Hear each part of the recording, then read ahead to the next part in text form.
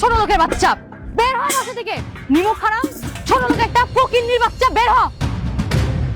ছোট লোকের বাচ্চা, আমাদের বাড়ির একটা সামান্য কাজের ছেলে হয়ে তুই এত বড় কাজ কিভাবে করতে পারলি বল? তোর বুক কাঁপলো না? কি হয়েছে মা? আমার পোলা কি করছে? এই নিমক হারামের বাচ্চা আমার অবর্তমানে আমার বাবার সকল সম্পত্তি নিচে নামে লিখায় নিছে। এম সাহেব, আপনার কথার মধ্যে কিন্তু ভুল আছে। আপনি হইতেছেন আপনার বাবার অবাধ্য মাইয়া। কয়দিন আগে একটা বাটপার পলাকে পালায় গেছেন।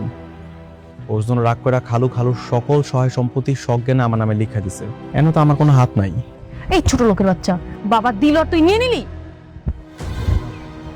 আমার ছোট লোক কোনো সাহস আপনার কেটা দিছে? আপনি তো ভুলে গেছেন আমি এখন 10 কোটি টাকা সম্পত্তির মালিক, আর আপনি তো এখন দেউলিয়া ফকির। আমার ছোট লোক কোনো সাহস আপনি কই পান? কুল কুল কুল বাবাজি, কুল ডাউন বাবাজি। আসল ঘটনা হলো কি, আমার ম্যাডাম পালায় যাওয়ার পর আবার ফিরে আসছে তার ভুল বুঝতে পেরে। এখন তো তার বিষয় সম্পত্তি ফেরত দেওয়াই যায়। হ্যাঁ, আমি কাজ সব রেডি করে রাখছি, আপনি বাগানে সই সাক্ষর দিবেন না, কিছুই না। আমরা কি গাছ বলদ মনে হয়? আমি আমার সম্পত্তি হারা কি লেগে লিখা দিব? ফকিন্নির বাচ্চা, তুই ভালোই ভালো আমার সম্পত্তি আমাকে ফেরত দিবি কিনা বল। সাইমা, তুই ওর সাথে এমন ব্যবহার করছিস কেন? ওর তো কোনো দোষ নাই। আর ও যদি না দেয় এখন, তাহলে তোর আর কিছু করারও নাই। তুমি একদম চুপ থাকো।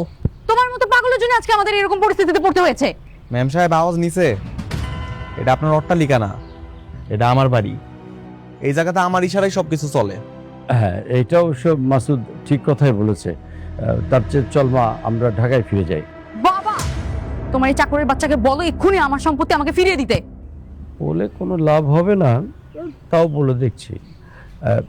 মাসুদ বাবা, আমি জানি এখন তোমারই সব, আমার কিছু করার নাই। তারপরে আমি তোমাকে যদি বলি যে জমিগুলো ফিরিয়ে দাও, তাহলে কি দেবে? খালু কি কইতাছেন? আপনি বলে তো আমি আমার জীবনটাই দিয়ে দিব। এই জায়গা তো সহায় সম্পত্তি কোনো বিষয়ই না।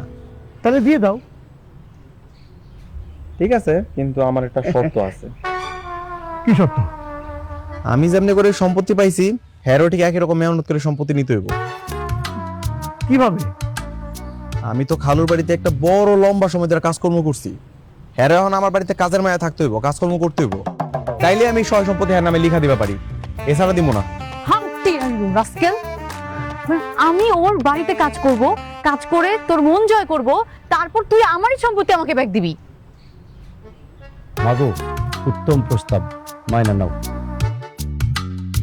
আমি না তোকে খুন করব, আর সাথে তোমাকেও। তোমাদের কাউকে কিছু করতে হবে না, আমিই যাচ্ছি। ম্যাডাম, আপনি এখন কোথায় যাবেন ম্যাডাম? কোথায় যাব মানে? থানায় যাব। থানায় যেয়ে লাভ নেই ম্যাডাম, থানায় যেয়ে কি করবেন? থানায় যাওয়ার মতো কোনো কাজ তো হয়নি। শোনেন, থানায় যে কোনো কাজ হবে না, যেটা বলি সেটা করেন। যে শর্ত দিতে আপনাদের মাইনে নেন ম্যাডাম, 10 কোটি টাকা। আপনার মাথায় কি গোবর পড়া নাকি? আমি টাকার জন্য ওর বাসায় কাজের মেয়ে হয়ে থাকবো? ম্যাডাম, 2-1 মাসের কথা তো বলে নাই, 2-4 বছরের কথা তো বলে নাই, সারা জীবনের কথা তো বলে নাই, মাত্র একদিনের কথা বলছে। আপনার রাজি হয়েছেন ম্যাডাম?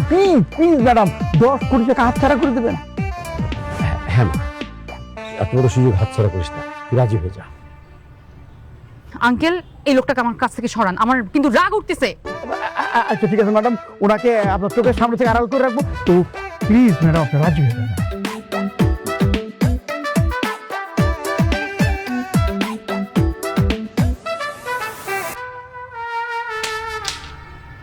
ঠিক আছে, জাস্ট ফর 1 ডে।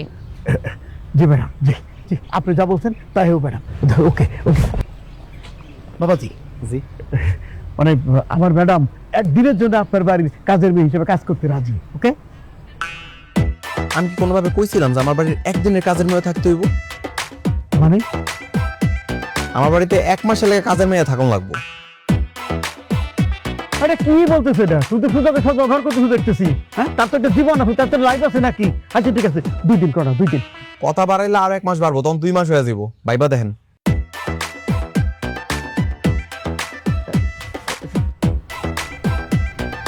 ম্যাডাম মাত্র 1 মাস ম্যাডাম, আপনি বাইরে নেন ম্যাডাম। 1 মাস দেখতে দেখতে কেটে যাবে, তাছাড়া আমরা দুজন তো আপনার পাশে আছি, কোনো সমস্যা নেই ম্যাডাম। হ্যাঁ মা, আছি। ঠিক আছে, আমি রাজি। তাহলে তো হইছে। উকিল সাহেব, একটা কাজ করেন, আপনি দলিল দিয়ে সবকিছু ঠিকঠাক করেন, 1 মাস যদি হ্যাঁ ঠিকঠাক মতো আমার বাড়িতে কাজকর্ম করে তাহলে আমি দলিলে সাইন করে দিব, কোনো সমস্যা নেই। আচ্ছা ঠিক আছে, আমি যত সময় ডিট করে এবারে দুজনে সই করে নিয়ে নেবেন, কোনো অসুবিধা নাই। তবে আমাদের একটা কথায়, আমি আর চৌধুরী সাহেব 1 মাস এই বাড়িতেই থাকবো।